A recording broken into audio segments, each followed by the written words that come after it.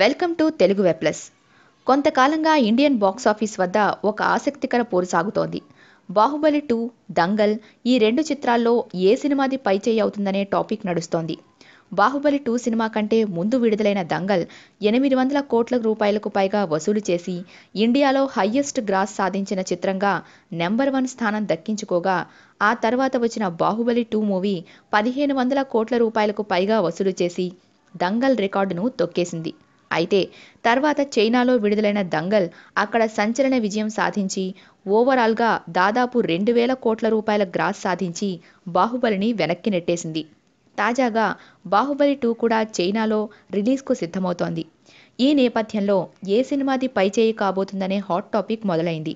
అయితే ఇటీవల ఓ ఇంటర్వ్యూలో బాహుబలి రచయిత, దర్శకుడు రాజమౌళి తండ్రి విజయేంద్ర ప్రసాద్ సంచలన కామెంట్స్ చేశారు.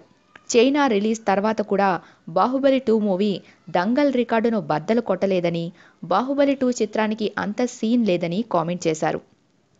చైనా ప్రజలు బాహుబలి లాంటి డ్రామాలు చాలా చూశారు. అలాంటి సినిమాలు చైనాలో ఇప్పటివరకు చాలా వచ్చాయి.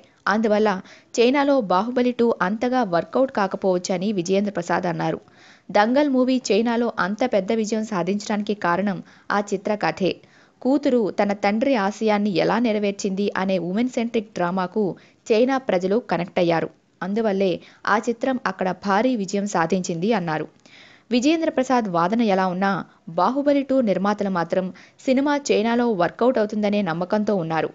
దంగల్ రేంజ్ హిట్ కాకపోయినా చైనాలో డీసెంట్ కలెక్షన్స్ సాధిస్తుందనే ఆశాభావం వ్యక్తం చేస్తున్నారు.